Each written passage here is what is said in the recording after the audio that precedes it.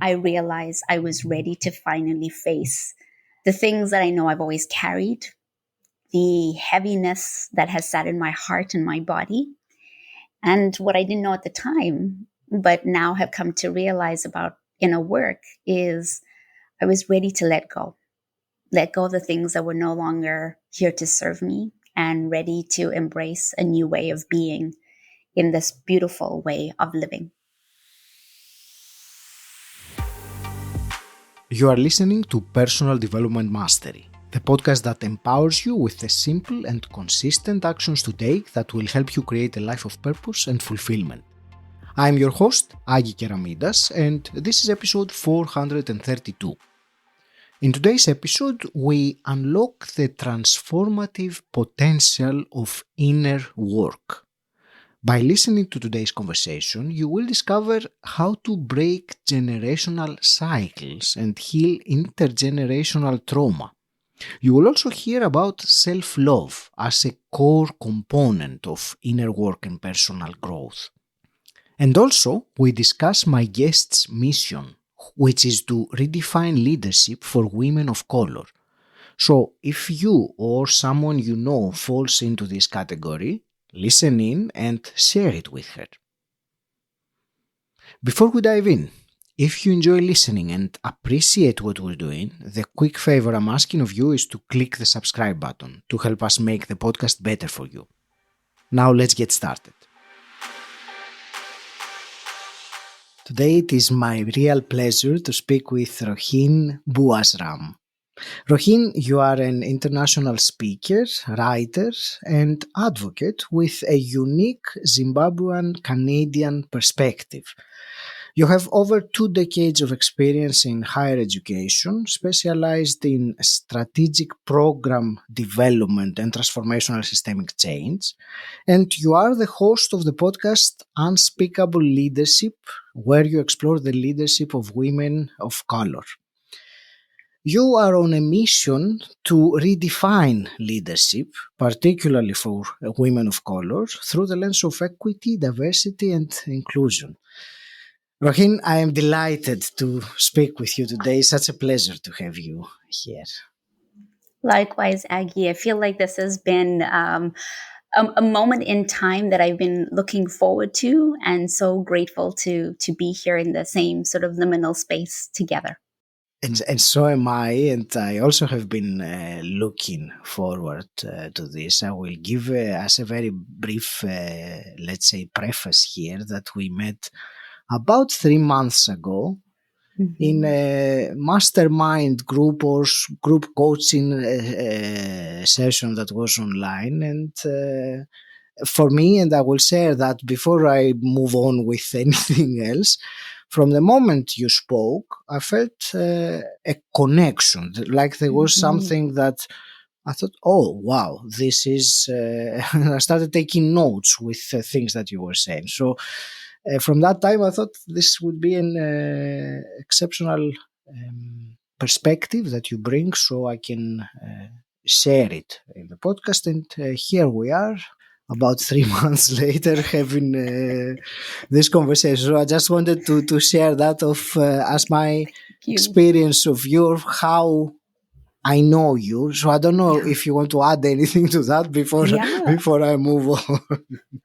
Absolutely. I would love to. And to share something that I think I shared with you after connecting with you in that mastermind was that it's rare to be in spaces where you can connect with somebody right away. Yes. And some people will call that, meeting kindred spirits or meeting somebody from maybe a past life.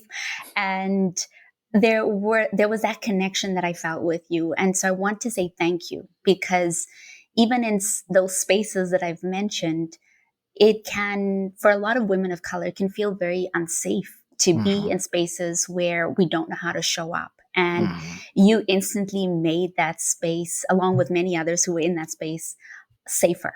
And so thank you. Thank you for doing that. And I have no doubt you'll continue to do that even in this podcast interview for me and for others too. That's my pleasure. And when you were saying that, I realized that I have, because my partner is, she is from Zimbabwe, so I have this kind of Yeah. understanding of, Yeah.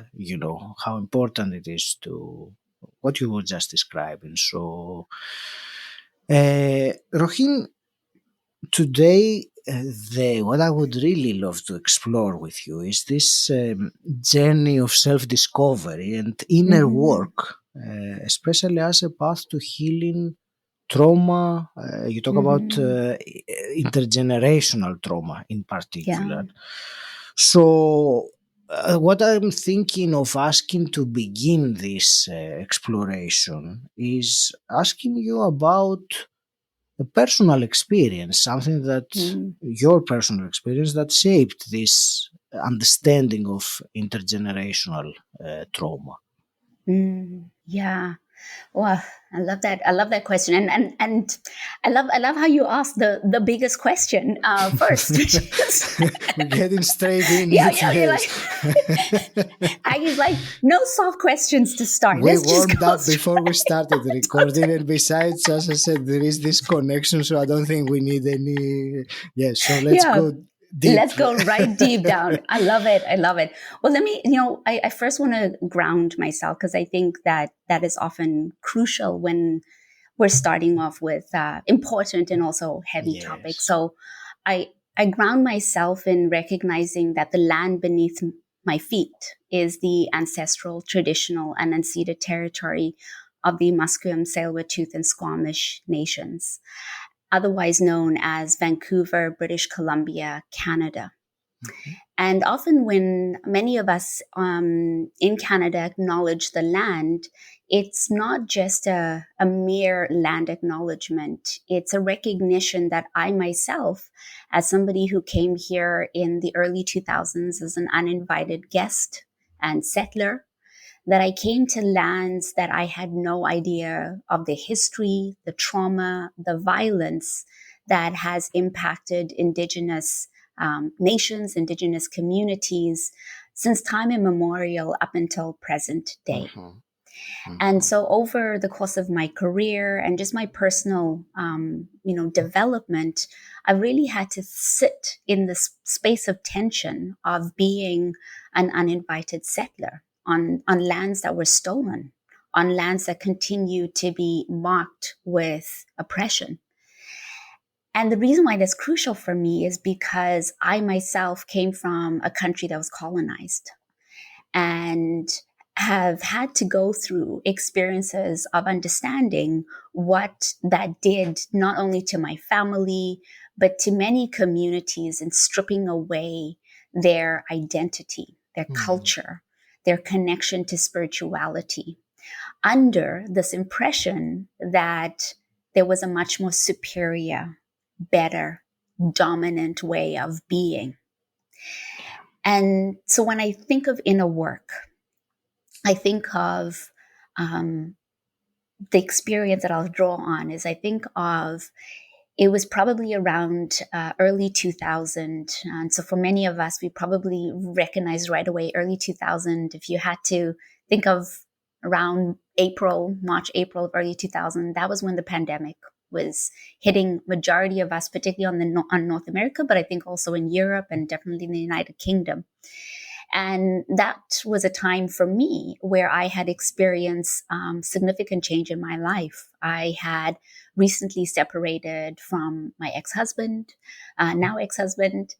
I put a home that we had invested a lot of time to buy. I put it on the market and I was moving and I had also started a new job. So Mhm. talk about sort of this trilogy of 20,000 changes happening all at once. Yes. And I knew at that time that all of my coping mechanisms, all of the ways in which I would normally respond and be able to adapt to these changes, they just simply weren't working. And what I had to do is I decided I needed to find somebody. I needed to seek support. So I went on this quest for finding a counselor. Mhm. Now, what I have to tell you is this was not my first time working with a counselor. In fact, this was probably my third or fourth time. But what was different about this time was I had committed that this time I wasn't going to be the good patient. You see, that's what I was telling myself. Yeah, I know. You have to laugh at oneself.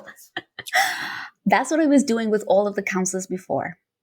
I would sit, I would talk, I would tell, I would listen, I would take in, and I would apply things. Mm-hmm. And they would be like, oh my gosh, Rohene, you're responding so well. And I was like, yes, the gold star patient. And so in early 2020, I said, no, I have to do this. I really need to do this.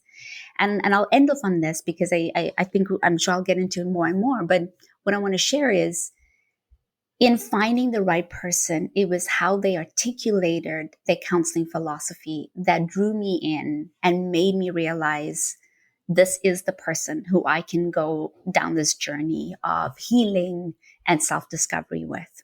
And what they said is, their counseling philosophy is, imagine you come to a home and the first level is beautiful, it's immaculate, it's a home that you want to live in. And what we'll do is we'll go into this home and we'll go to the stairs at the top of the basement, and we'll go down those stairs together. The thing about those stairs is that there's no light. It's dark. You're probably going to question, why are you going down there with me?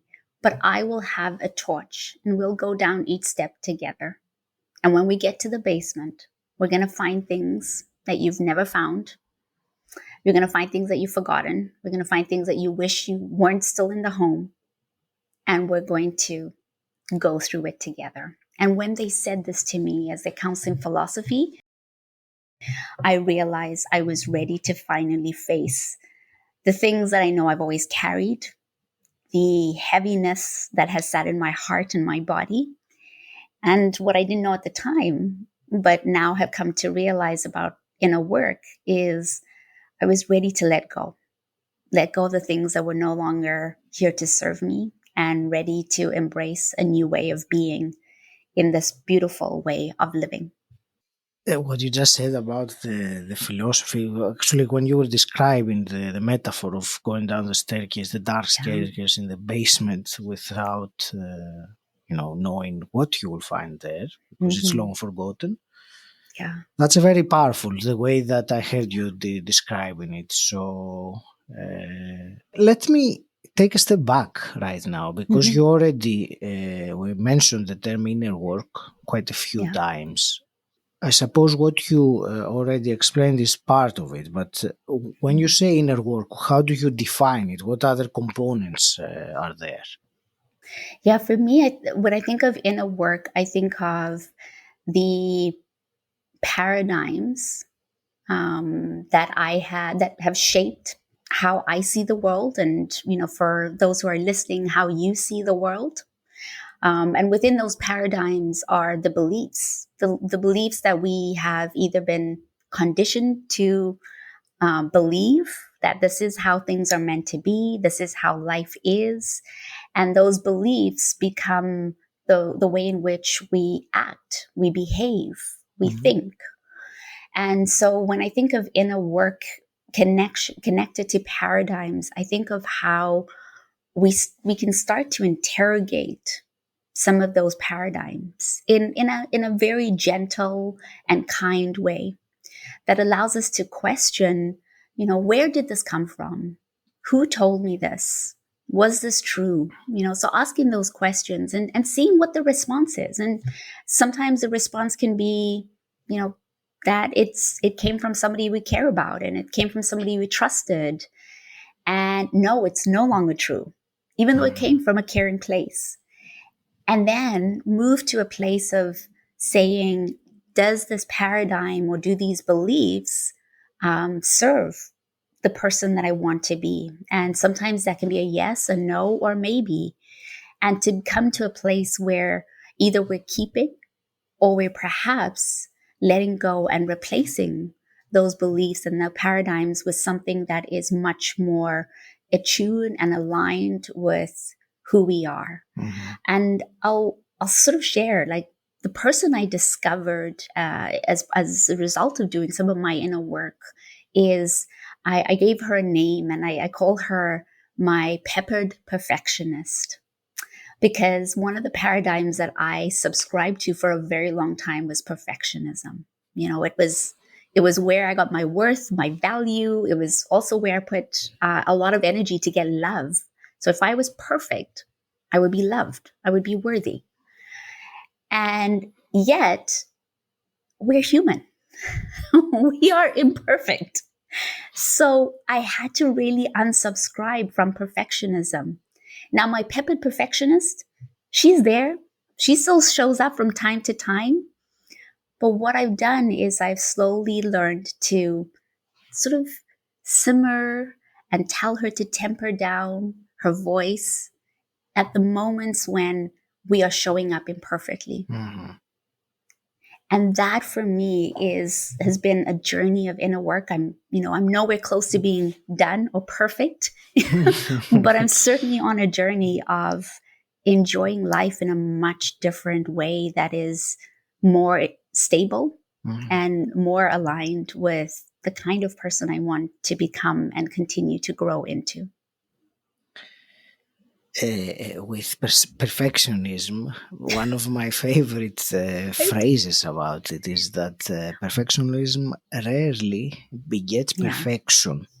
So, and there are two. We might somehow consider that one leads to the other, but it's rarely the case. Tell me. You talked about, the inner work about, you said interrogating the paradigms and the beliefs and these things.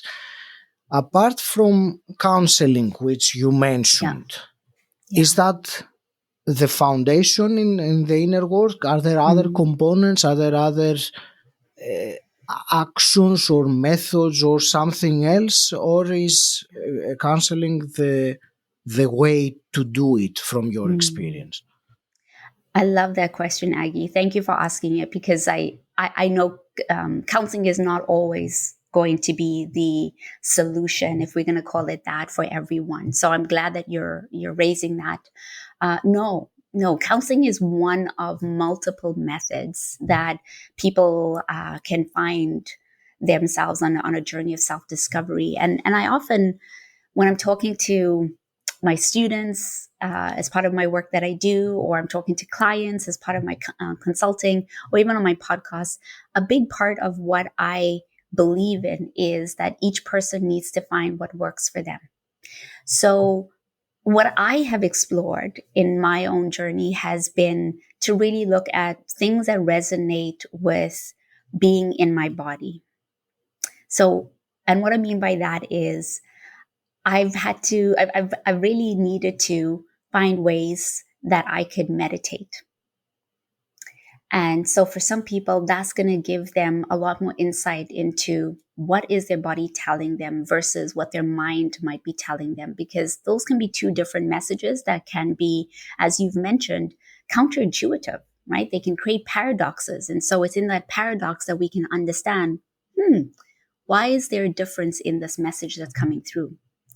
I think many people also look to faith and spirituality as a way of doing their inner work and connecting with a higher power and with source. And so that can also lead down a path of inner work. Others might find that they need something more physical. I know for me, I needed to do a range of holistic treatments at one point in my life to really be connected to my body, whether that was chiropractor, massage therapy, or even neurofeedback, which, funny story, my first neurofeedback session that I went to, I think I had this vision that I was going to get a lobotomy. And when I met with the person who's going to do neurofeedback, they were like, no, what is this, the 1950s? And I was like, yeah, but I really didn't know what it was. I feel like, but for those of you who are like, what is neurofeedback? You could absolutely Google it, but essentially think of little electrodes that are put in your brain that help you rewire the brainwave patterns and the way in which you respond to stimuli. And for me, I was very much in a threat response. And so my neurofeedback was allowing my body to sort of get to a place where we could recognize that we weren't in a threatening situation. We didn't need to freeze. So those are some aspects. There are also other aspects that are much more, I think, perhaps on a different edge of comfort. I'll say that. And that could be working with individuals who have spiritual gifts, whether that's through Reiki or psychics or just anything that connects with you. So again, I believe that when anyone makes a commitment to inner work, my two pieces of advice would be: first, find what works for you.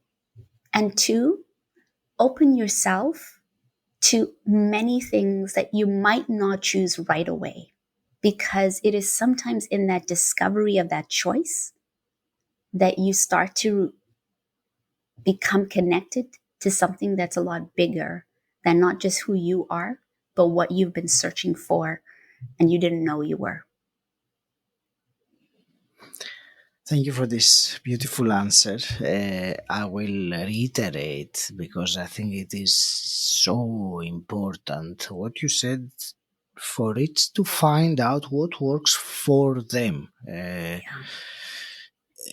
It's so many times we have seen things that are presented as the ultimate solution, or this will treat or heal or fix or whatever they choose to use. But it's, and I'm glad to hear you saying that, because it's also from my experience that things that worked perfectly for someone else, they have not worked for me. There's nothing wrong with them. Exactly. There's nothing wrong with me either. It's just what you said, to find what the method that works for them and be open to what happens after that as a result of it. So thank you. This is so important. So important. There is one more thing I wanted to ask in relation to inner work, and that is the connection or the role, shall we say, that self-love has in this journey of inner work. Yeah. I think self-love is at the core of inner work. And so I really appreciate that you're raising it to the surface of our conversation. And I want to share why I believe that that's the case. I'll come back to a question that you had asked me earlier in terms of intergenerational trauma. I come from a strong matriarchal line of incredible, strong women of color. My great-grandmother, my grandmother, my mother, and I can truly say I've been loved by them. Now, the love has been, I would say, shared and expressed in different ways. So I wasn't always hugged as much as maybe others were hugged. I wasn't always told, I love you, in the same way that others are told that they are loved. But I knew that the way that they were offering their love was their way of loving me. And so as part of my journey of inner work and discovery, I've had to really wrestle with, because I've been so focused on being perfect, what I was being taught by these incredible women was that if you're perfect, you will be accepted. And if you're not perfect, you will not be accepted. And I think that that message shines through for not only a lot of women of color, but likely many other people. And if we think about the generations that have come before us, who have lived through centuries of war, places, the Great Depression, in some cases civil and liberation. These were people who went through some really significant, traumatizing, horrific catastrophes. And when I look at now the generation that I'm sort of right now at, and I think of future generations, this is where inner work becomes crucial, because I have made a choice to break that cycle. And when you are making that choice to break that cycle, it's a hard one. It's a hard decision. Yeah, and I think, Aggie, you know this all Tell me too well, about it. right? Yes. Yeah. And so every day for me is this tension between the default mode that generationally is within my body, both from a DNA perspective, because we do hold the DNA of our ancestors, as well as the conditioning.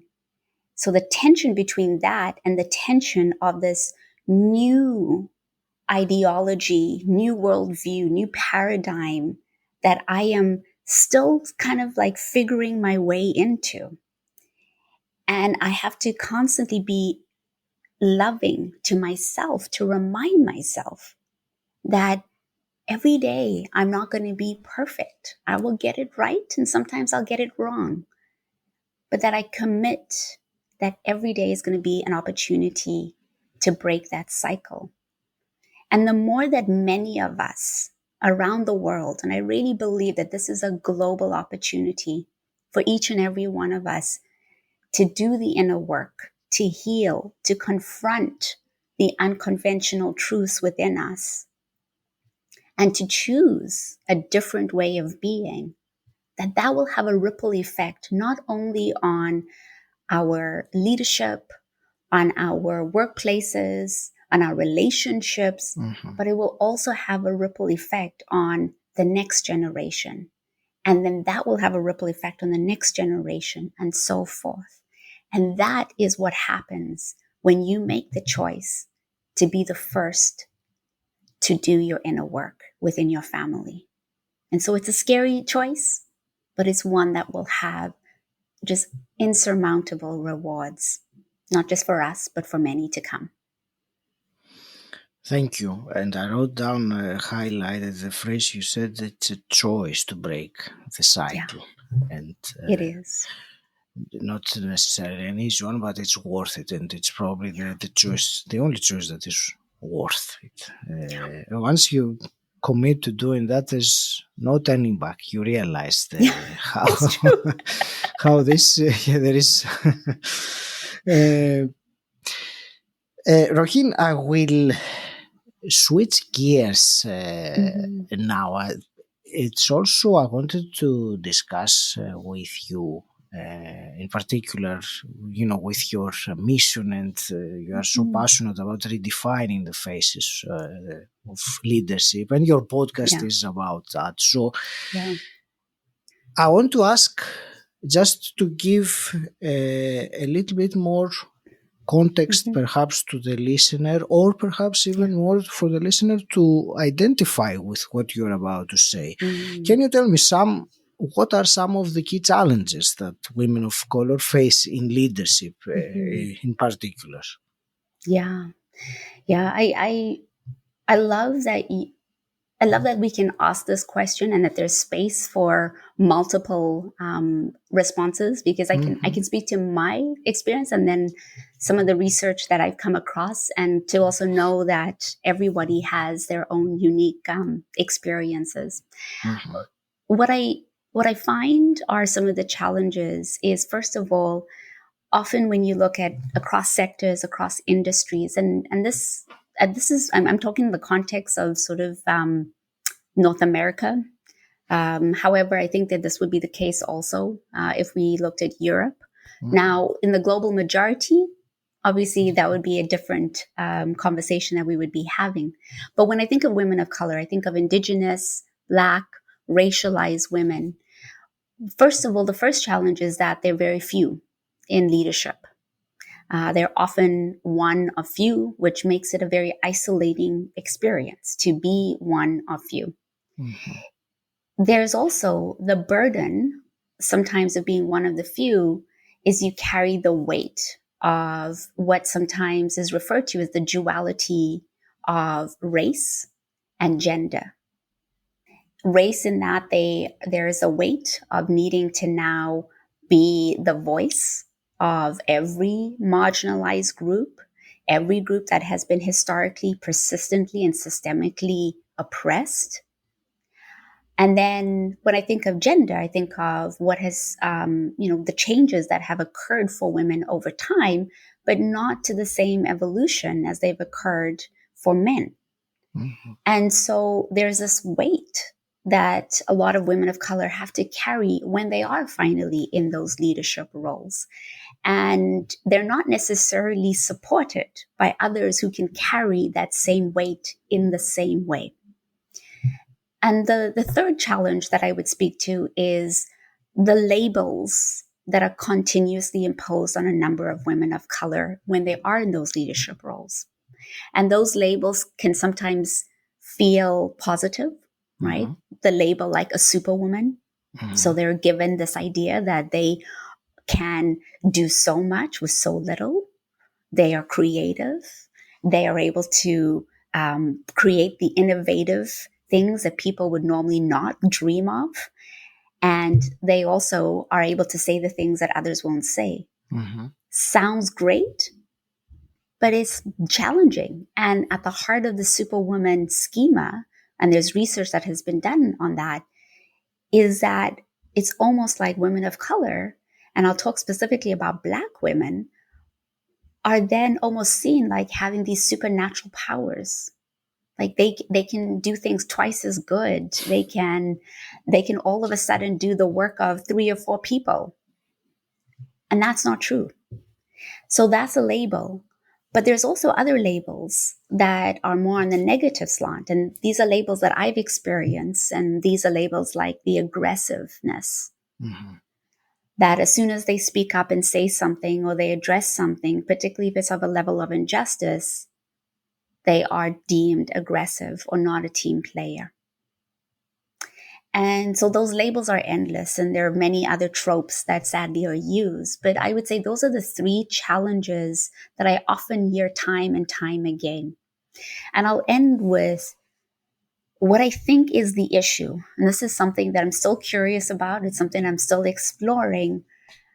Even in my doctoral journey right now, as I'm completing my ED in the next couple of years, is I think the challenge is that the essence of the leadership that women of color bring, it hasn't been defined yet. And so when you have the leadership models that have existed for centuries, which are typically rooted in power, in hierarchy, in dominance, in control, because that was what was required. And I'm putting sort of, commas around those, required in order to exert mandates and visions and missions, mm-hmm. particularly by men, and particularly white men, that this new leadership or way of leading hasn't been defined or recognized as valuable because it's in the same space as a power-dominated, controlling leadership. And when we look at systems right now and we look at every sector that is needing to re-examine how do we serve clients? How do we support patients? How do we graduate the next generation of scholars? This is requiring a different type of leadership. Not one that's rooted in power, control, or hierarchy, but one that's rooted in relationships mm-hmm. and connection. And this is why I think women of color are best positioned to provide that leadership alongside other types of leadership, which is something I always need to remind people. Whenever a new leadership is introduced or a new way of thinking is introduced, people automatically think that this is going to take over something. It's not. Things can coexist. Things can come together. And so that is why when I think of the challenges and I think of the opportunities that lay ahead for each and every one of us, that when we start to redefine leadership and redefine mm-hmm. the faces of leadership, it actually benefits us all by having that diversity of ways of leading. Rohene, what would you say to someone listening right now that recognizes herself as having had one or more of those three different kinds of challenges they have in their leadership role? What's one Mm-hmm. step to start addressing those things? What would you Mm-hmm. tell her? Yeah. I would tell her relationships are where sometimes the inner work can begin.